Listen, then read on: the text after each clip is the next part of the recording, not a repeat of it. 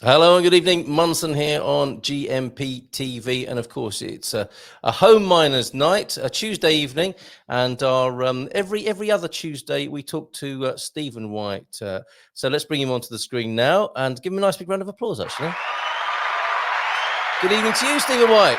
Hey, how's it going? Homeminers.net is how to find this man here. Yeah, how's it going with you? I'm great this evening, thanks, Steve. It's been very autumnal, but I'm doing a project at the moment. I've been challenged about 300 days of sunshine in Portugal, would you believe? And people taking me to task on that. So I've actually started a research project, and I'm noting every day if there's been any sunshine. And although it was raining here on the Silver Coast, we did have about 10 minutes. So I'm taking that as a win today. The first of our days of sunshine, measuring between now and the 1st of October 2025. 1st of October, Steve, we're into October. What does that mean for you? 1st of October means that I have a lot of catching up to do. 1st of October also means that there's 25 days left or 24 days left until our investor networking event. So we host property events every 2 months where people can come live and come and mingle with people, in which they can learn about property investment in Portugal or purchasing property in Portugal. This time we're going to have three special guests. Fernando Nunes, he's coming from Canada to give his experience. He's an international investor. He invests in Canada, USA, as well as Portugal. And then we're going to have Paul Tinker, who has Construction Training Academy in the UK, because I think that there needs to be a little bit more insight to the level of service that is to be provided by some contractors, but also to help people protect themselves when they're hiring a contractor as well too. And last but not least, we're going to have Daniela. So Daniela is our go-to tax person when it comes to tax and law in Portugal. OTS LCCV. Daniela and her team are great to deal with, and they make sure that you understand everything before they move on to the next step. I think she's one of our very first guests, wasn't she, Daniela? And we've also got a very special guest tonight. We'll be talking to Denise Kearney in just a moment about her experience starting up an Airbnb and working in real estate here in Portugal. Also coming from Canada. Before we move on from this networking event, which happens to be in Coimbra, October 25th, as Steve says there, 6 o'clock in the evening. Good news that you're bringing a construction expert. Most people moan about this in Portugal, don't they? Oh, you can't get people to do X, Y, or Z, and they say this and they do that and they do something else. And it's a lot of moaning. I think you've grasped the nettle here, haven't you? You're doing something constructive about it, no pun intended.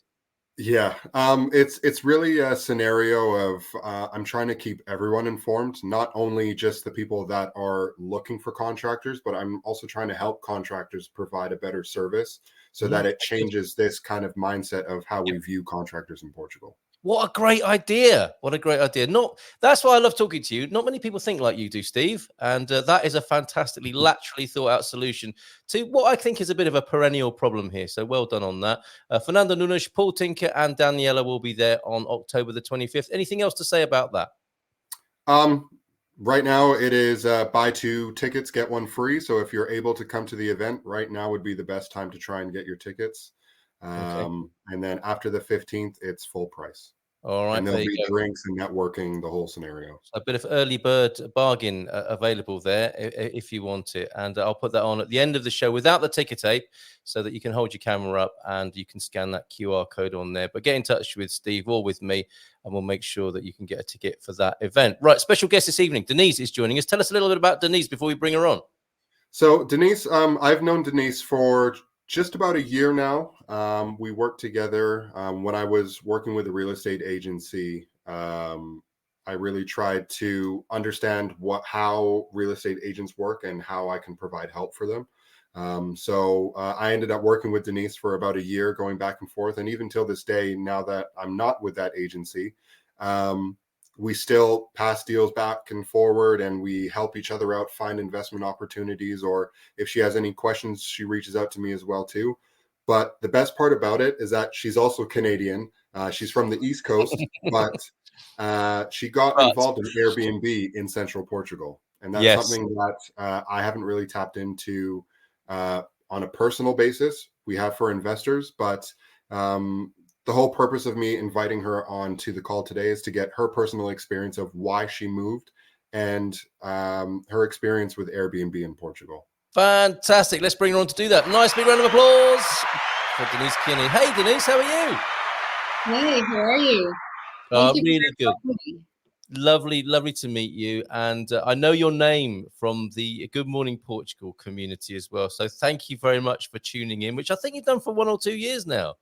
I'm actually, it's going to be 3 years as of, well, 3.5 years. Wow. I've been following you, but as of tomorrow, it'll be 3 years that I'm in Portugal. Congratulations on that milestone. We've been here 7, and it continues to be a fabulous place to be for us. Is it the same true for you? Absolutely. Good. From the day one even to today, I absolutely love living here. Absolutely wonderful. So tell us where you are then here in Portugal. I'm in Vila Nova de Poiares, 35 minutes outside of Coimbra. So pretty much central Portugal. Well, wonderful. That is a lovely area. It's quite mountainous, isn't it? As you go up into the hills there, wonderful views, wonderful air, and proximity to Coimbra, as you mentioned there. Great location. Really love that part of Portugal. Not many people know about it. Am I right in saying that? Absolutely. What I've done, I've created a Facebook page for my Airbnb, which is called Sunrise Villa Alvorada. And what I've been doing for the past 3 years is that I've been blogging all about things I go visit and areas and places to see. And I try to take people on my trips with me. Like, for example, I did a 1-day trip where I went to see 6 castles in a day. And so I wrote about each castle and provided pictures so that people could see there's a lot to do and a lot to see here in central Portugal, and not just the Lisbon, Algarve, and Porto. I want to see that. I suspect Steve does as well. How do we find out about the castle trip and your other blogs? All you have to do is just go join my Facebook page, Sunrise Villa Alvorada. Yep. And I have piles of information. I try to add all sorts of things that would interest people about this area, and try to, so that people discover what's to see and do, including and I've transformed that into I guess sort of like a guest book with an itinerary. I have at least 15 trips that you can do from my home, which will allow you to see a number of different things throughout your day. And so some trips are longer and some trips are shorter, but they're all an adventure with a multifaceted view. You can go see a church and a beach and eat at a certain restaurant and then go see a museum. So really, really entertaining. Wonderful. I've got a slightly cheeky and odd question. You're running an Airbnb there, a Sunrise Villa in Alvorada. What is a Canadian breakfast like? A Canadian breakfast? Yes. Canadian breakfast here is, well, I don't do breakfast for my guests. They have a kitchenette here. Okay. But if you want to know what a Canadian breakfast is, well, basically it's usually pancakes, or it's something with eggs and toast and bacon and little potatoes and hot, some sort of stewed beans. Oh, fantastic. Okay, I didn't expect to be asking that question. I don't suppose Steve expected me to be asking that question. But I'm sure it's brought back some happy memories. We want to find out what it's like to start an Airbnb here and run one here in Portugal. Because you've come here to live, and you're running a business now, and you're working in real estate. So we want to find out all about that. How soon into being here did you decide you were going to have an Airbnb, and how did you get started? Well, in Canada, I had an Airbnb, and when I decided to move here, I was going to be retiring from my government job. Right. And, a pension's nice, but it's not the be all end all. And so you need to have a little extra to come in and help pay some of the things. And so there's that. But also because I was moving on my own, I know that from experience from other moves within Canada, the hardest part is feeling connected to your new community. And so having an Airbnb is lovely because you get to have people coming to visit you and staying, and you're learning about the area as well as Europe, because people are sharing about their countries. And but I also have Canadians. I shouldn't say that, because I also have Americans and Canadians and some people even from Korea. So it's been Very really diverse group, a very diverse clientele. That's fantastic. So you make it sound easy. Is it easy starting Airbnb and running one in Portugal? It requires a pretty good setup, and you have to make sure that you have lots of extra linens and extra towels, and then there's the whole process of getting your permit, your license, getting registered, making sure you have all the safety equipment in the proper place with the proper signs, and then once then you also have to do the whole write up and pictures and all of that on Airbnb or booking.com or whatever platform you want to use. So that takes a while. You have to kind of just keep going at it, and eventually it all gets done. And then from there, with your guests, well, it's a process of love, let's just say, because you're communicating with people when they're registering and wanting to know about your Airbnb and asking questions. Then they reserve and come visit.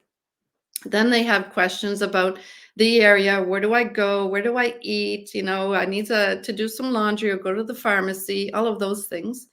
And once they leave, you still have to do a review and a write-up. And most of my guests have joined Sunrise Villa Alvarado Facebook page.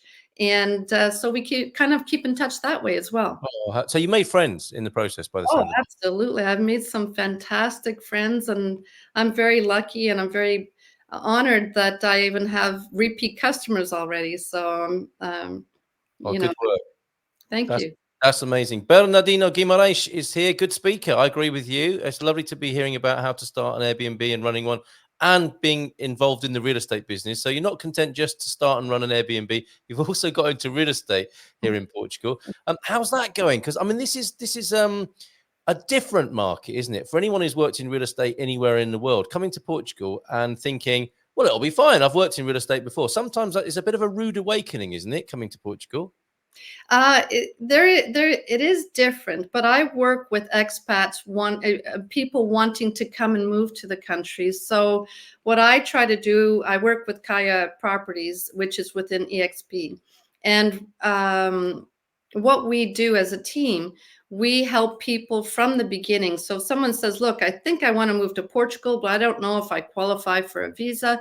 I don't know about what it's like to live there, et cetera, et cetera. So what I find our team is really good at is helping people to start right from the beginning, and we help them answer all of these questions before they move over here. Okay. And then, of course, once they're on their way here, we help them find the home that they're looking for. Well, that's wonderful. And can you give us some? Sorry, Steve, I'm hogging Denise. If you want to jump in and ask any questions, but this is a fascinating. Hey, you're doing great, man. All right, thank you very much. So can you give us some, not testimonials exactly, but some experiences or common experiences you're finding, types of people, trends at the moment with people moving to Portugal from your point of view as a real estate agent? I work a lot with Canadians, but I do work with anybody that reaches out, of course. But I do have a little niche because I am Canadian. I reach out to the Canadian market a lot. From what I saw, 368,000 people moved here last year. Wow. If I'm staying correct with the statistics that I saw. So there's a lot of people that moved here. Yes. And I think they're coming from all walks of life. I think there's a large portion of the people that are coming are retired, or they're soon to be retired, and they're planning for the retirement. And unfortunately, the sad thing I'd have to say about Canada and United States, and maybe some of the other NATO countries, is that the cost of living is getting to be quite hefty. Yeah. And there's a lot of people struggling. and they're looking further down the line, and they're saying, I'm going to be retiring. I won't have the income that I had, working full time. And, how am I going to make ends meet? So these are questions that I hear often. I think when you're asking about trends, the trend I see is people are very worried about the cost of living. And when they look at Portugal and they start discovering about Portugal, through, for example, my Facebook page, when I talk about going to the grocery store and how much things cost or things like that, or even people coming for a visit, and they say, well, how much am I paying for certain things? And we start discussing, I pay this here and I pay that in Canada. People are shocked at the difference. Yeah. So it's much more affordable Yes. in Portugal. Right. And so you're kind of offering a counseling service almost for people who've got concerns about their future and want to make the move and to see if they can make ends meet over here. Yes, yeah. People have, they have legitimate concerns, and they're curious as well to know what type of lifestyle it is. So I'm always bragging about Portugal's safety, right? Yes. When I moved here, it was third in the world for safety, and I think we're down to 6. But I mean, still, that's fantastic. It is, and all those other countries have got population densities where you don't see anybody for a whole day anyway. we're still ranking pretty well, I think, in that table. We're doing fantastic, and one thing as a single woman living here is that if you want to talk about the culture and the people of Portugal, I find that people are extremely respectful, especially the men are very respectful. I can go anywhere I want. I don't feel uncomfortable. And sometimes other countries, that might be an issue a little bit more, but no, it's safe. It's respectful. It's a really calm and tranquil place to live, and it offers so much to do, which is amazing. Well, that is a lovely couple of perspectives there that you've given us. That's wonderful. We've got a question from Ian. We also know that Anderson, Bernardino, of course, is watching. Peter and Gail, if you've got questions for Denise, or even Steve, of course, as well, who's here tonight, pop them in the chat, and we'll put them to Denise and Steve tonight. Denise, our special guest of the Airbnb Sunrise Villa in Alvorada, not far from Coimbra, in Villanova de Poiras. Is that, if I pronounced that correctly there? You're darn close. Oh, I'm close. Okay. Thank you. Okay. I won't dwell on that. We were also talking a little bit before we started tonight, Denise, about how when I first started doing, and you first started watching the Good Morning Portugal show, you had to go to clandestine meetups, and North Americans had to get up in the middle of the night to watch obscure YouTube channels to find out information about Portugal. That's changed a lot in 3 years, hasn't it? A lot of this information is at your fingertips. You offer a service yourself now. And I think there was maybe a somewhat dejected tone in my voice, thinking that it might be tailing off. I think you think the opposite, that we're ready for a boom here to take it to another level. I truly think so. I think that we are just getting started with this market. I know that maybe some people think, it's quiet in Portugal. I really don't think so. They are, for example, as of today. By the way, I'd like to say my prayers go out to the people that were affected by the Hurricane Helen down in the States, and I hope that they will find their loved ones and be safe. Yeah, I second that. Yeah, that's it's very terrible. But as well, what's going on in the United States is that they're closing the ports. So that's the government says that they don't want to get involved. So this is going to be very dramatic to the American people. The cost of living is going to go up, and normally what happens in the United States ripple effects around the world. And I think that even in my own country, in Canada, the cost of living doesn't seem to be going down at all. And there's a large portion of people that are on the cusp of retiring, and are looking. And even at that, I shouldn't say just people retiring. There's a lot of young families now that are now looking to they telework, or they're able to work remote.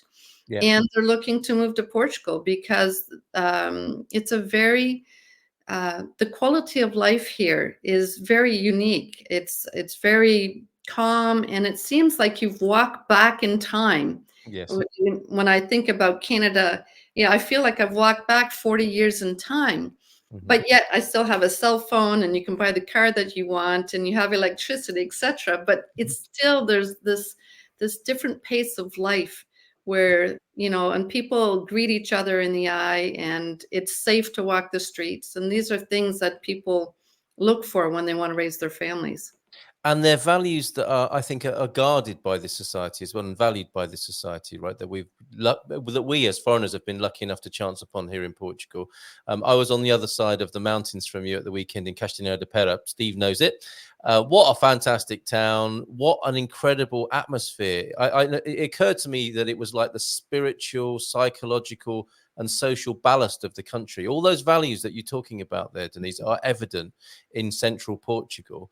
And of course, Lisbon and Porto are doing their best to lurch into the future and be part of a modern world, still with a Portuguese soul underneath it all. And then you go into central and you think, okay, this is where it all emanates from. This is where those values are embodied or locked in the stones and the hills of that part of the country. So it's just so wonderful to be there. I know Mike, who's watching, one bag and a passport would agree, I think, also an inhabitant of central Portugal, currently in the US, however, and forgot how expensive everything is. Ouch. And Bernardo is leaving us, but Bernardo, you can watch on Catch Up. Hugs to you as well in Ottawa. Quite a big Canadian connection, I think. And a question from Ian. Hey guys, how would the daily cost of an apartment be for a couple of months compared with a week? That's a good question. And I think, Denise, you might have had people ask you this before. This could be a trend as well, couldn't it? You've got Airbnb where people imagine they might stay for 1 or 2 nights and then move on. Then you've got a 12-month contract that you need for your D7 visa. There's not much in between. What can you do for people like that?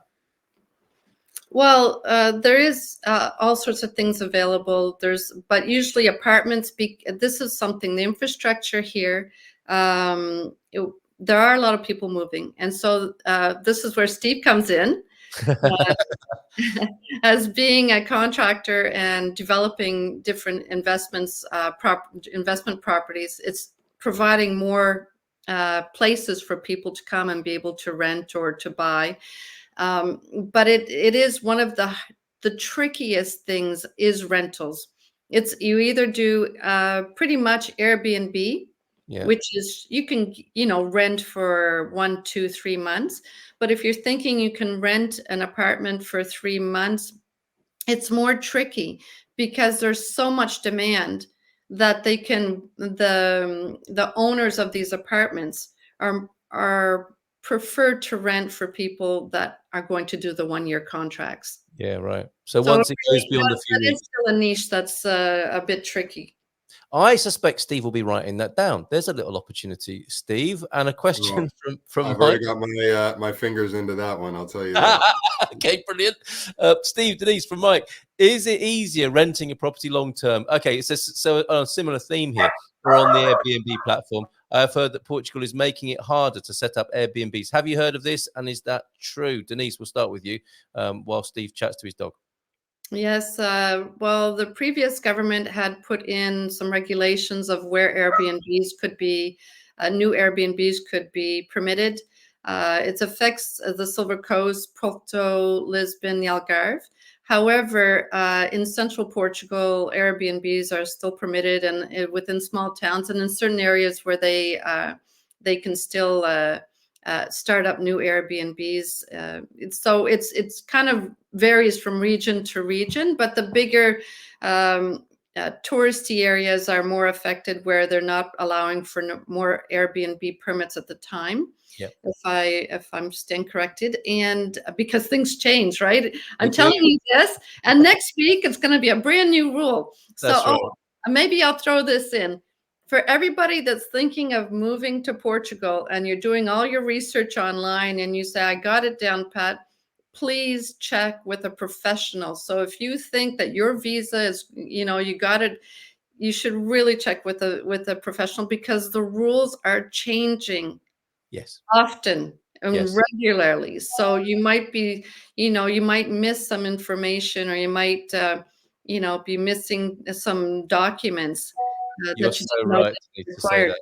Yeah, no, you're absolutely right to say that. And it is, given what we said before, an absence of information. So you were going to meetups and you were watching obscure YouTube channels. Now it's gone from from famine to feast, isn't it? And you've got social media groups, sometimes with conflicting information, and then the government will kind of puff something out as an idea. Everyone thinks that's a law, and it's not. It's just an idea that's been PR'd to see how it'll go down. And everyone on social media says, "Oh, they've done this now," and it's quite a confusing picture. So a very good caveat there, Denise. Thank you very much. What do you have to say about this, Steve?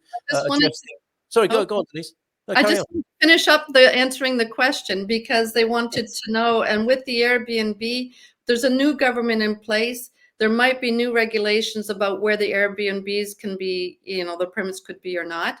Yeah. So we're waiting on that. But if you're trying to do long-term Airbnb, it might be possible. I think if you're looking at apartments, Airbnb apartments, not Airbnb rooms, I think that could be a place to look. Yeah. Okay. And thank you for that, Denise. And another caveat from Pete. Good evening. Be careful of Facebook groups, as some are run by the very people you're trying to avoid. Okay. You can sort some wheat from chaff before you get here in the social media groups. It might be useful from that point of view. Let's conclude then tonight with you, Steve. And I think we should get Denise back another time, Steve. It's been fantastic tonight to chat with you, Denise. It's been too long in happening with us talking to each other, but I hope you'll come again to GMP TV and Good Morning Portugal show. We'll see you in the morning as well. Steve, could you conclude for us? I think you might have something to add to this question about setting up an Airbnb and that middle ground between Airbnb and long-term rentals. Yes. So I definitely think that if you do not have the experience, or, it's going to be your first Airbnb that you're looking at, I would definitely consider long-term rentals especially for central Portugal. Yeah. I mean, it works in all over Portugal just because of the demand, but we've already started dipping into the accommodations that is for midterm rentals because no one is really providing this. So we're trying to go to maybe smaller locations where we are able to provide affordable properties, but they're not too far outside Coimbra, or they're not too far outside if you get to the Foz, Porto, Lisbon. It's really, what I'm trying to say here is that don't try and run before you can walk. So if you don't have experience with Airbnb, maybe get a house that you can split into 2 units and have one side as a long-term rental and the other side as an Airbnb, so that you can A/B testing on site. Fantastic. And Denise, are you available as an Airbnb coach? Would you be a consultant to people who want to try it out? I certainly can try to help you. That's right. No problem. Okay. Excellent. All right. I'm just thinking of another income stream there as a Airbnb fairy that can help. I don't have much to do. Yeah. Sorry, I shouldn't be giving you more work. And Steve, you said midterm rentals. What do you mean exactly, and what's your solution? So when I say midterm rentals, you're accommodating for those people that aren't looking to stay for less than 30 days, but they're not looking to stay for a year. There are people that are looking to find their place that they're trying to live. For example, we have a lot of clients that request that they want to live close to the place that they're considering purchasing a property. So what I tell them to do is go a little bit outside and travel in every day and experience this, because places are expanding, not contracting. So if you go just a little bit outside of where you want to live, not only will it be a good investment, but it will be an opportunity for you to gain value through watching the market grow. Very interesting. And would you agree with Denise that we are looking to a boom next year with what's going on in North America? I truly think that is going to be a great influx of people moving here in the next coming years. Thanks, Denise. What about you, Steve? What do you say on that? I believe so too. And I'm trying to prepare as many people as I can for it before the big gold rush happens. We saw what happened with the golden visa, but I think it's getting to a whole new level where, yes, people are looking to retire in Portugal, or, if they're digitally based, they're looking to come over to Portugal. But we also have regular people, plumbers, contractors, electricians. They're coming over from overseas or different parts of the EU into Portugal just because the weather is better here in most locations, or, that topic of sun is up there as well too. They have to talk to that tall guy. If you're a roofer, you want 300 days of sunshine. And I mean, there's going to be plenty of work for a contractor that pitches himself in the right way. Talking about the gold rush, I think it's fair to say, to quote you and not misquote you, it was the silver tsunami you spoke of. So first comes the silver, which you're helping people with the silver tsunami, and then there's going to be a gold rush after that. It seems like you're both suggesting that. Yep. Fantastic. All right. So just finally then, thanks, Denise. Thanks, Steve. Join Steve at the event in Coimbra on the 25th of October. That's 6:00 in the evening. It's going to be sociable as well as educational. Anything else you want to add to that? I'll stop the ticker tape on that so you can see the full QR code if you want to take a snap of that on your phone. So last word to you, Steve. Just try and be aware and do not rely on Facebook groups for your information. Like Denise said, really talk to professionals, talk to people like myself, talk to people like Denise, and even people like yourself. If they have the opportunity to talk to you directly, Carl, you get a piece of what everyone is doing in Portugal, and you're the most connected person in Portugal, in my opinion. Well, thank you. So if you want to learn something or you want to grow from something, you find it right here on GMP. Right, and we talk about this in real time every weekday morning. So if there is something on your mind you want to bring to the community, and we'll do our utmost to help you with it. And that's where I'm going now. I'm going to the Portugal Club for our not on air but off air club where we get together on a Tuesday night. So that's where I'm headed now. And if I may, Steve, with your permission, just play the intro to the Good Morning Portugal show by way of a little advert. Is that okay as a way to end this evening? Fantastic. All right, Denise, Steve, thank you very much. Great job. Take care, everybody. Bye for now. See you in the morning.